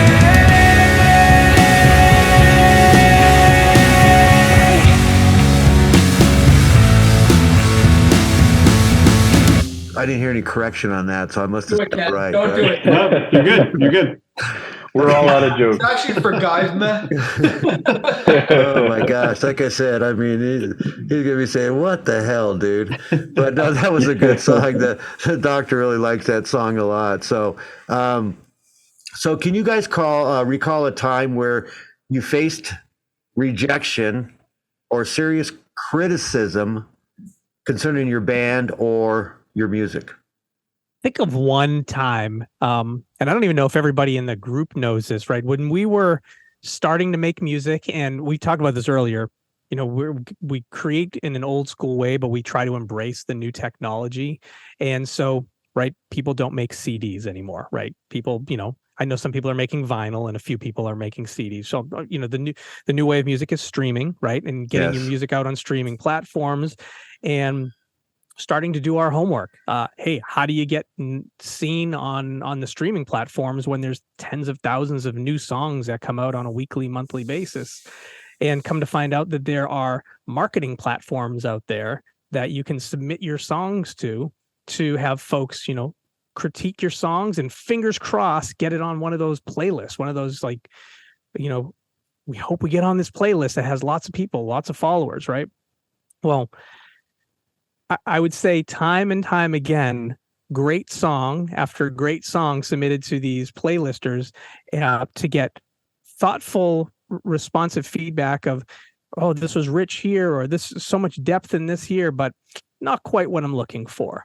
And then, you know, submitting another song to hopefully get on one of those coveted great playlists. Like, you know, this is one of those unspoken things out into how do you get your songs heard on streaming? Right. Is, you know, wanting to get on those playlists and to submit another song and hear, you know, great rich music, nice lyrics, great interpretation, this and that, but not quite what I'm looking for. And so hearing that over and over again is like, it's almost like this new, unique way of rejection, where if you think of like the old fashioned way where like the, you know, the promoter comes to your show and, you know, the promoter's in the audience and he's going to come up and say, you're great, I want to sign you, or you guys sucked tonight, I'm not going to sign you. Now it's like a website where you submit your stuff to and people reply back and be like, yeah, dude, no, not putting your song on my playlist. Ah, bro. Unreal. So how does that make you feel when they do that? Well, a couple things. One, you know, first time, kind of painful, kind of sad, right? Like, okay, you know, my heart and soul, you just stepped all over it. Right. And then the second time around, it's like, yep, yeah, same as the last time. And it's kind of like, you know, fool me once, shame on you, fool me twice, shame on me. And then you get to the point of realizing like, oh, you know what? This isn't the path I want to go. I'm not going down this path anymore. I'm going to embrace getting us out there in a different way, because this approach, which, you know, the marketing folks say this is how you get yourself seen and heard, just not working for me. I don't know who it's working for, but it's not working for me. As I've talked to other folks out in industry, up and comers, you hear the story many times. So I don't know how many songs get submitted to these playlist type of scenarios, whether it's hundreds or thousands or tens of thousands, but it seems as if it's like tens are being chosen. Because I hear it repeatedly. So one of those, try it once, try it twice. Next time, let's try something different. And I think it's something that's unique about us. Not only are we musicians who love to create and perform, but we're also kind of a little bit of entrepreneurs. We all have this little entrepreneurial mindset of like, well, okay, how do we get things out there? How, you know, what could stick? And so sometimes we, you know, turn off our musician mindset and we kind of put on our business person mindset of saying, okay, we know what we do, we love. Let's figure out different ways we can try that. So that's awesome. Yeah. Well, and I think that's the pathway. That's the pathway to getting through that. Because I think one of the hardest things to do as an artist of any kind, but especially, in my opinion, musical expression is a more pure form of expression than just language and just talking, right? Because it's deeper. It evokes more of yourself that you put into it. You know, if I speak or if I write something, like, you know, write text, or if I do some action at work, that's some part of me went into that. I don't like it if someone rejected it, but if someone doesn't really like a piece of art that I made in music, it's not that I'm angry at them. It's that it just feels like the only reaction to that that's negative feels like you as a person aren't good enough because you put yourself into this thing and I said no thank you. And I think, you know, you have to find ways to have that happen to you, because just statistically speaking, you know, if you're going to be prolific, you're going to create a whole bunch of stuff that a lot of people are going to be like, not for me. You have to be able to withstand that. And I think one of the good ways to do that, I think that we do, is we sort of refocus it into, okay, all right, the armor of, you know, the armor of thinking about it methodically or in a business like way, and say, okay, let's A/B test this, you know, that sort of thing makes it sting a little less, I think. Yes. And also you realize over time that no one means it the way that it feels to you. Like, very few people in the world are like, that was terrible, and I want you to feel bad about it. You know, they're just dismissing it. But you know, over time that stops hurting as much. Maybe we build up calluses or whatever, you know. But yeah, no, rejection is tough. It is, but as long as you have faith in your music, which you guys obviously do, then it makes the rejection that much easier. Because remember, not everybody's going to like you. Not everybody's going to want to promote you. Not everybody's going to want to put you on their stations, and that's just a fact of life. But you know, you just keep in mind what we've talked about so far and what I've heard from you guys, which is your music is your life. It's part of you. It's your baby. It's your creation. And no matter what anybody says, you're going to continue to go forward. And I think, again, I mean, you know, unless you guys have every critic out there, every person out there, every listener out there telling you guys are shit, then why would you even think about listening? And even if that was the case, I'd still say, well, you know what? Fuck you. I love playing. I'm going to still play, whether you like it or not. So you just got to put out the music, like I said, that you want to put out, that you think needs to be out there, that is the biggest part of you. And if you do that, then it's all going to fall in place, guys. I mean, again, listening to your music, it was just like, I'll put it this way, I put it on my playlist. Okay. And I have a little ritual before I do my shows, and I listen to certain songs on my playlist. Very few songs on my playlist, because they're ones that I want to listen to. And I'm not going to tell you what song I put on there, but it just, you guys are just motivators. You guys, your music kind of moved me in a way where it was like, damn, this is freaking great. And again, I respect all. And don't get me wrong, but there's some out there, it's like, you know, the doctor's ears kind of perk up, and, you know, just talking to you can see my hat's getting ready to blow off my head, because what you guys are saying is that it's so true, and it means so much. And a lot of artists don't want to talk about it, and a lot of listeners may not want to listen to it, but it's the reality, guys, and you better be listening to it, because this is the reality of band life. And so far what we've touched on, there's still more to touch on, but you need to think about that before you guys get all gun-ho. You need to think about really what it's about, what it evolves from artists that have already done that and been there.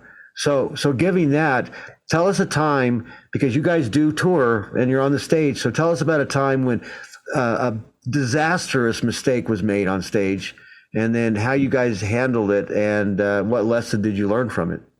Have we had any real disasters? David did not before. We're perfect, so I don't really, never really experienced that. We're beyond reproach. Well, shit on no. What a bad question. No, not at all. We're kidding. I can tell us. I got a story. We're trying. There's so many. We're trying to think of one. Yeah, so we played a show a couple months ago, I don't remember when, at the Jungle in Somerville, Mass. And the stage at the Jungle is kind of unique, because 1/4 of the stage is a wheelchair lift. So if you're a performer in a wheelchair, you get on this lift and it brings you up and you're on the stage. It's great. We're a 5-piece and it's a small stage. So we took up every inch of real estate on this stage between our amps and us and the kit and blah, blah, blah. And I'd played there before and I'd forgotten this, but that lift is bouncy. So if you're standing on it and you move a little bit, it's like being on a trampoline. And dopey me, I set my amp up on the lift, and it's a deluxe reverb amp, which has big reverb springs in it. And if you hit that amp, it just like explodes. So I'm set up. Josh is kind of a little bit behind me, at least 1 foot on the lift, maybe both feet. We start playing, probably this game, because that's our opener.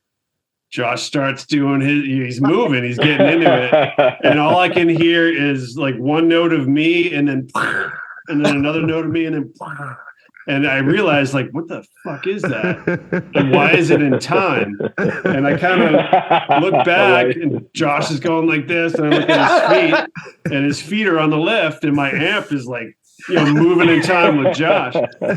So I forget what I said, but I had to like scream at him because we're playing and we're loud. And basically like, you can't stand there. You got to move. My amp, blah, blah, blah. I forget Josh, maybe you remember what I said, but like that was like disaster averted, I guess. But it's also really funny. Yeah. Thought about that. Yeah, I think you get to a point where I'm dreaming like, finally, pyrotechnics. Yeah. Yeah.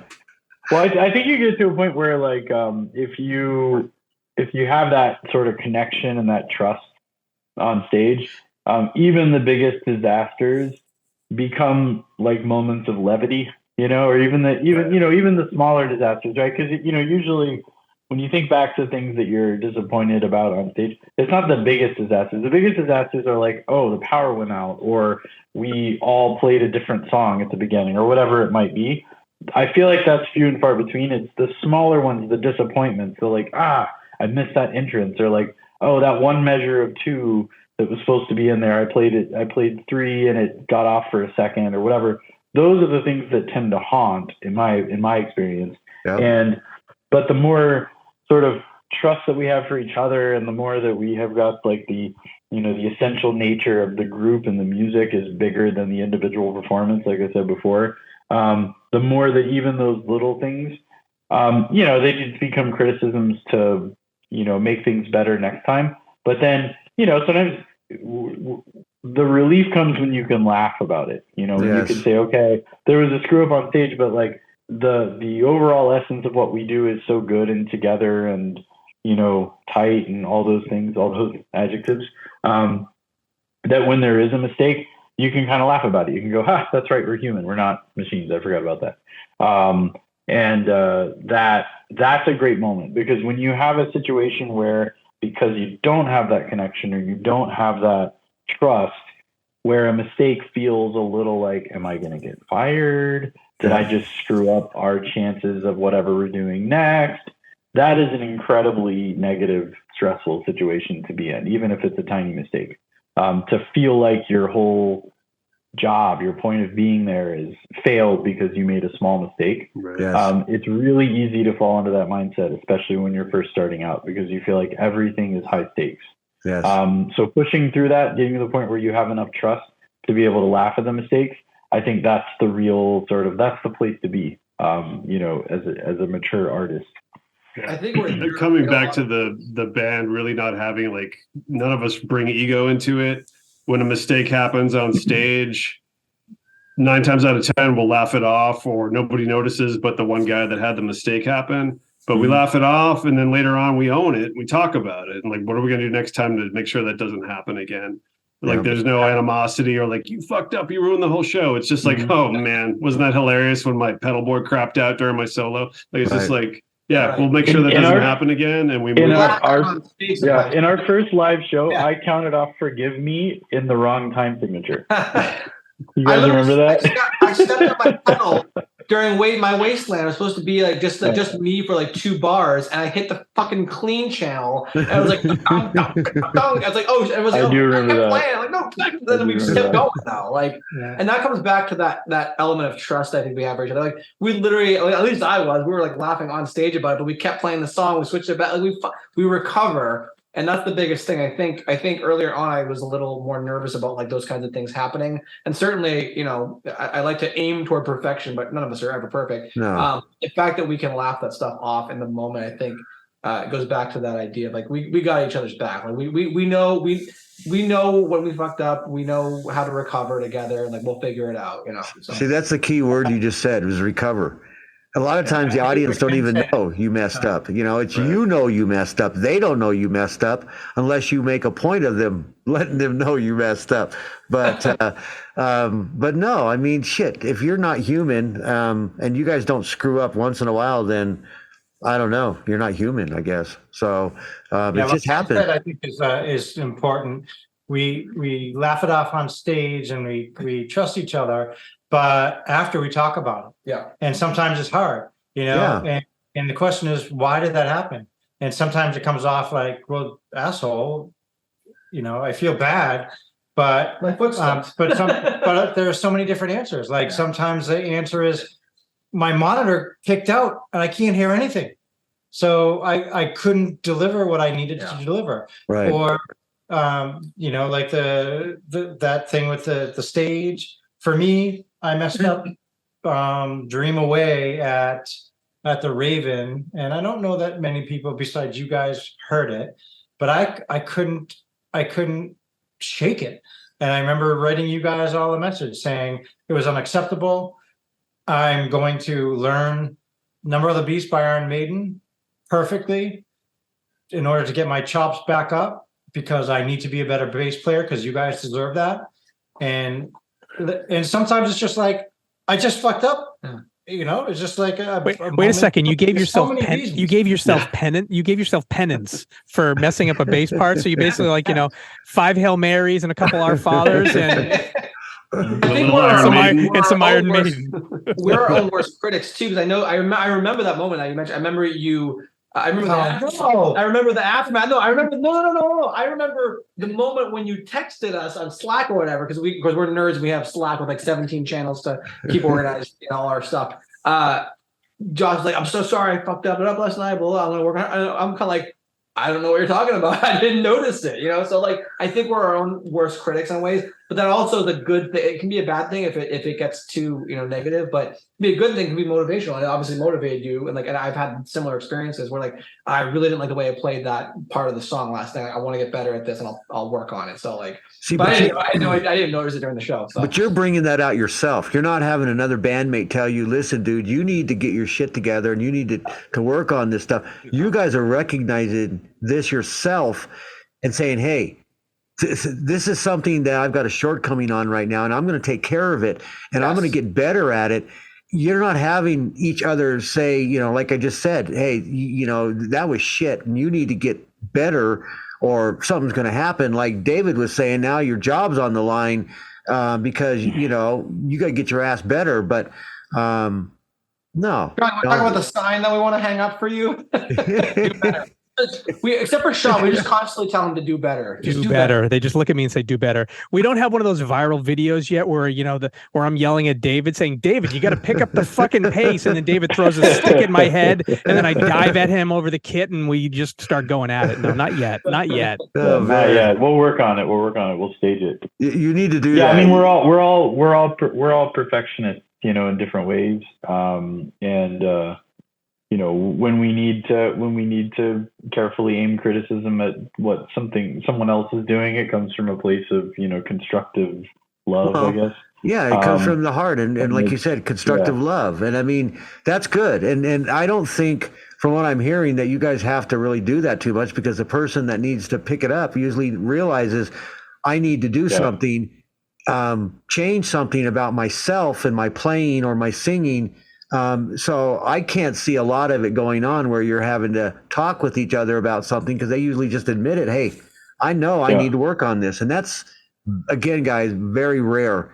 And for you listeners out there, and you bands, listen to what they're saying. Okay. Talk. You don't fight. You don't have the egos. It's not all about you. It's all about your song.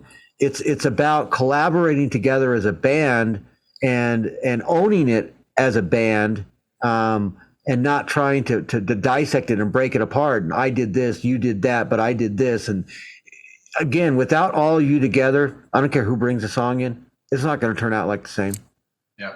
Okay. Yeah. Plain and simple. Without all 5 of you in, in the kitchen making that ingredients and making that whatever you're baking, it's not going to turn out the same without all 5 of you. So again, I don't care how great the song is, who writes it. That to me doesn't matter. It's when you guys get it done and it's cooked and ready to go.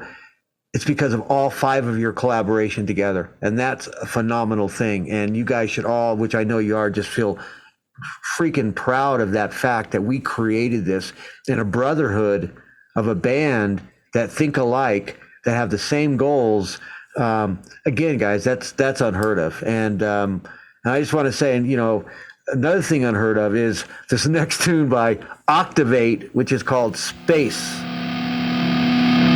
I see my people count on 1, 2, 3. You are my savior. One of my shame. I feel your power, feel your energy. Remember, only love is free. Wash away.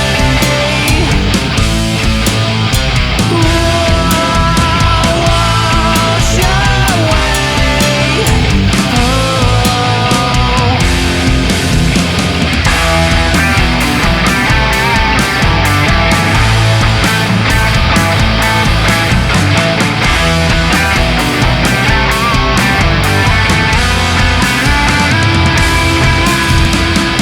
I see the future and it's you and me. We stand together. May the sky forget them cower when they hear the truth. You know it's love that holds the key. Wash away.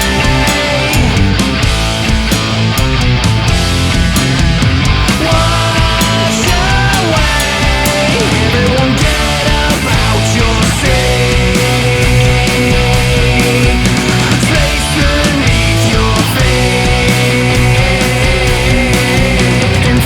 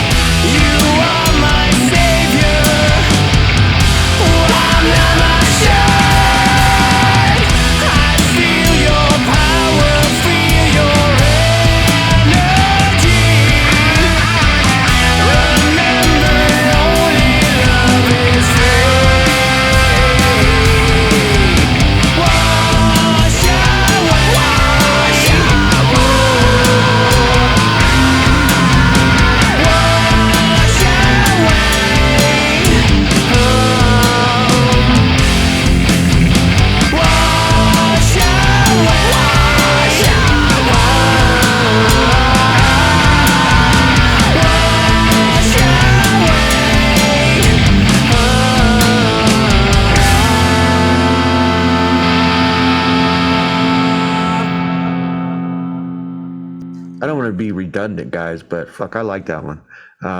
It's a good song. Sometimes I get redundant. We always close with it. Yeah. Always end with space, right, Sean? And with Always. We do. It's a good, It's our mantra. what? It's a good closing song. Since you said that, as I'm thinking about it, and when you said we close with it, it's a good closing song, guys. So again, it shows how you think about the order of your songs from the beginning to the end, and you know how it's going to make your audience feel, especially when you're live. and how it brings them up. It takes them to a point, and maybe you want to bring them down a little bit and then bring them back up, or you want to keep them up there the whole time until the end, and then you bring them down nice and easy and land them. So again, phenomenal job, guys. And speaking about landing, so tell the doctor, have you ever had to kick a band member out of the band? And if so, Josh, what reason? No, we have never had to kick a band member out. So Octavate has had different faces. It has had different faces, but no kickouts. No. Right, exactly. Has it been a mutual agreement that they're going to leave, or did you just say, hey, we're not calling them anymore for practice, so they'll get the hint type of thing, or what? There's a guy who just didn't. So I have a lot of songs that I wrote and are ready to go. And, I kind of share them with these guys. And, if we want to go with them, we go with them. At the beginning of the band, we were like, we just need a catalog. We need like 10 songs to play. Let's just get these songs out. I already wrote them. You guys like them. Let's learn them so we can have gigs. Yeah. And then we'll have a catalog. And then once we get to that point where like maybe where we are now, like last week, where, all right, we have all our material out, everything. Now we can just 100% create. So the guy in the band earlier was like, I feel like I'm in a cover band. I'm just learning your songs. And we were like, yeah, I know, I totally get it. But if we just start creating now, it's going to take us 3 months to have one song completed. Yes. We'll never get to gig. We all want a gig. Let's just do these things. Let's focus on these priorities that will get us to the level we want to get to quickly. And then we can create. And he wasn't really with it. He was like, I just want to really be in a jam. I just want to jam. And we're like, well, that's kind of not, we want a gig. We want to record and we want to create, but we want to approach this methodically and just get through the shit we got to get through first, and then we'll get there. And he wasn't with it. So he was like, all right, well, I'll play the next gig while you guys look for a drummer, and I'll look for another thing. And he's still a great friend of ours. We talk to him all the time. Great guy, great drummer. Yeah. That's good. And we just kind of handed it off to David, and this guy found another band where he's creating. And then we got to exactly where we wanted to be, and everything worked out perfectly. Okay, so everybody's happy, right? I mean, he found another band he's happy with. You guys found David, which, he's turned so red during this interview because of all your compliments to him that he's sitting there, beaming. But that's just my Irish pallor. I can't hide my blood, and just shows right up. That's okay. That's okay, because from what I gathered, from what I hear on your music, you're a phenomenal drummer. So, did you guys ever have a moment you thought, just fuck it, I'm done, I quit, it's just not worth it, I'm just not going to do it anymore? Not with this band. No, on a micro scale, I think on all creative ventures, if you really, really love what you're doing, when you're writing a song, when you're trying to learn something, you have a bunch of moments like that. Because if you care enough about what you're doing, you have a lot at stake in getting it the way that you hear it in your head, or getting it to the level of quality that you want. And so there's often many moments of like, I never want to try to play this song again, or like, I never want to try to play this instrument again. And I feel like that comes with the territory. If you don't have any of those moments, and then come back from them, after you take a break, then you probably don't care enough about what you're doing. You're settling for something mediocre. But I mean, very fortunate to say that no, in this band.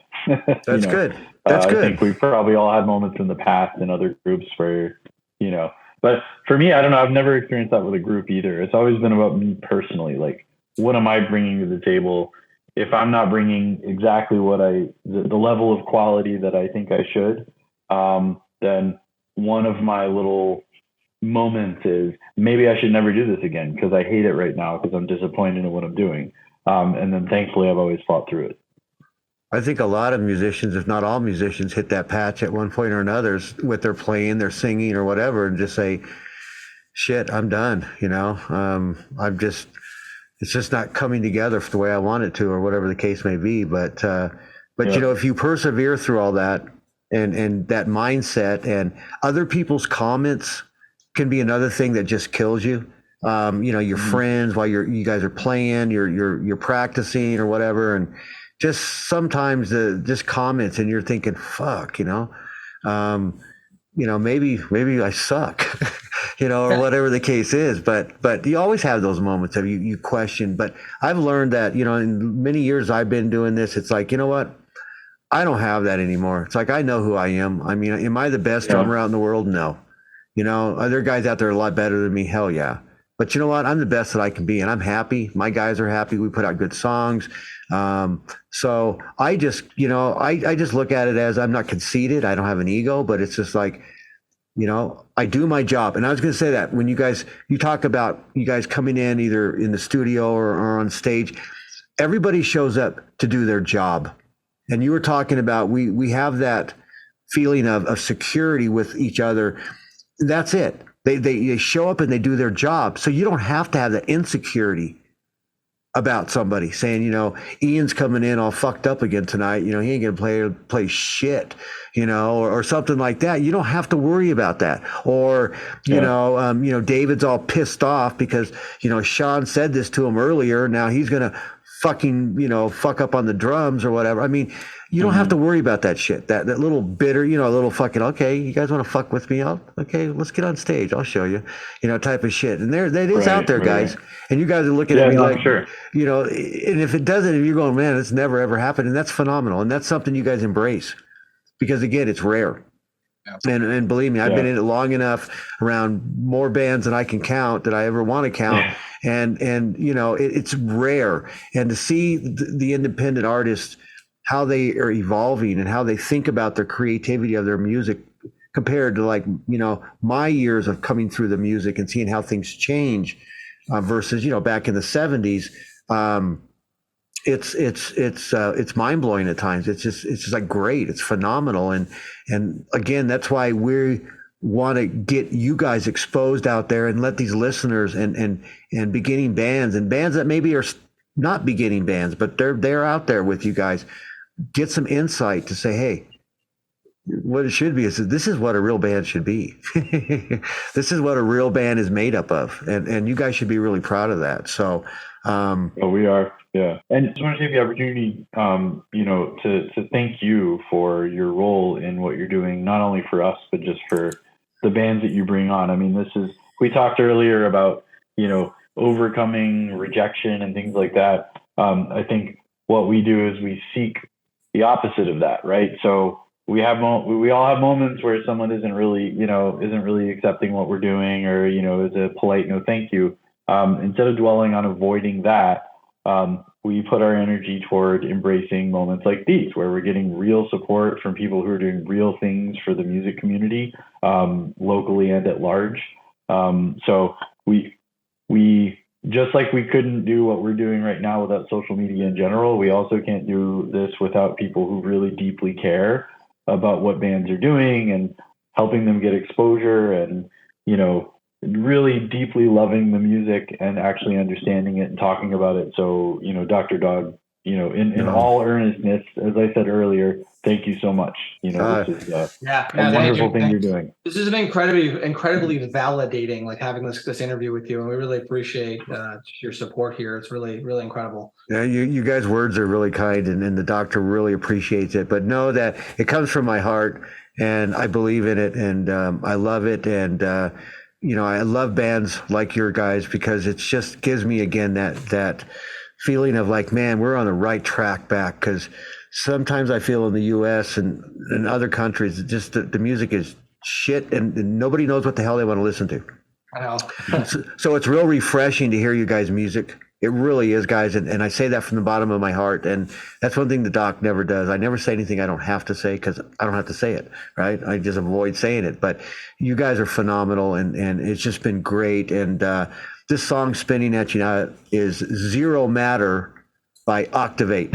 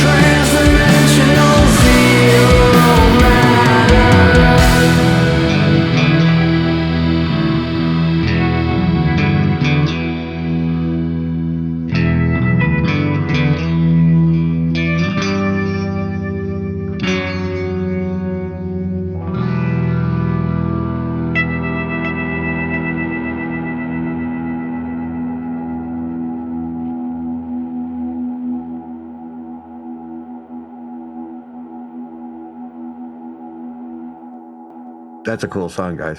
That's a cool song. Our most recent, we just released this on Friday. Mm-hmm. Congratulations. It's I'm going to talk about it, even though it's Sean's song. This is like a diversion or like an evolution almost of like all of the other Octavate songs, and Sean wrote this one, and it is I love this song so much. Like I just listened to it, all the different, like Ian's little wow, and then he loves like, the wow. Everyone has their own unique voice in this song, and they all talk to you separately. Yes. And Sean like whispers to you like in a dream, and then the solo part, like I love the song so much, and I'm so proud to have I'm so happy that Sean let us kind of take it in a little slightly different direction than it was originally done.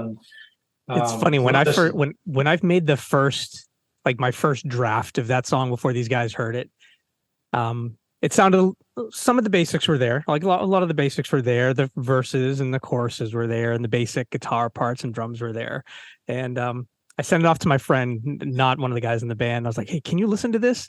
And he's like, I like it. By the way, there was no like bridge in it. There was no like big mid section in it when I sent it off to him. He's like, it's cool and all, but he's like, Blaze of Glory? Like, yeah, I mean, who doesn't know Blaze of Glory? He's like, you know that part where John just like, no, right? And, and like he just drops and the song comes back and he's like, you're missing that. And then I gave the song to the guys. I'm like, what can we do here? And then this bridge evolved, devolved, revolved, and this midsection came in. And obviously we did not create Blaze of Glory, but there is some story around John Bon Jovi and the existence of Zero Matter. That's cool. That's really cool. Ian rips that solo like friggin' amazing. It's just like so powerful.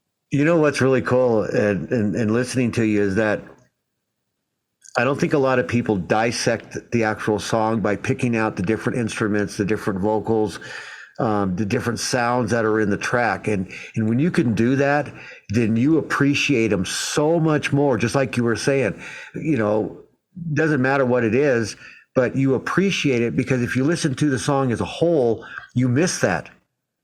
And I think for I don't want to say true musicians, but musicians that are really musicians, they'll do that. They'll listen to the song and they'll listen to the bass and they'll listen to the guitar and they'll listen to the lead and they'll listen to the vocals and listen to the backup. They'll listen to the drums and they can sort them out. And to me, it makes the song so much better and interesting is to listen to each part of it and then bring it all back together as a whole again and dissect it like that. So that's just phenomenal. So the song has so many layers to it too, and I think like that's the thing. It's like it's greater than some of its parts. I do want to point out the color that Ken adds on this song. Like you could take it away, it would still be a really good song, but there's something that you do, Ken, on it. It's just there's this other layer. That guitar, the sound of the guitar is so. It's so ethereal. The song, like, I mean, it literally evoked the video. I was closing my eyes listening to this the first time we got the final version of it.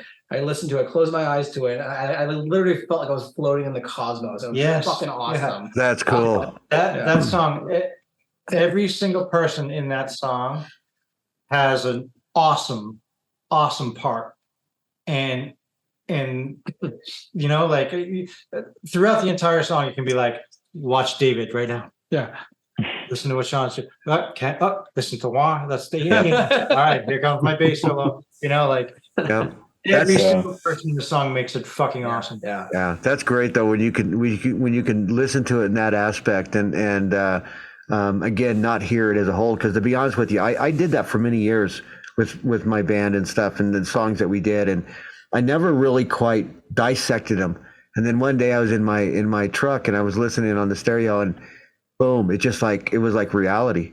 And I started listening to every part of it and it was like, fuck, man, this guy put down this phenomenal bass line and this and that. And it just kind of just blew my mind all over again. And I've listened to these songs 1,000 more times. And so it's really cool when you can reach that level of appreciation of a song where you can do that and really listen to each part of it and see who's bringing in what to it and who's offering up what to that song, and then when it's all put together, it's just phenomenal. So so tell me this, guys, where can our listeners go to find more information about you guys and your music and your videos and chats and everything else? Where can we do that?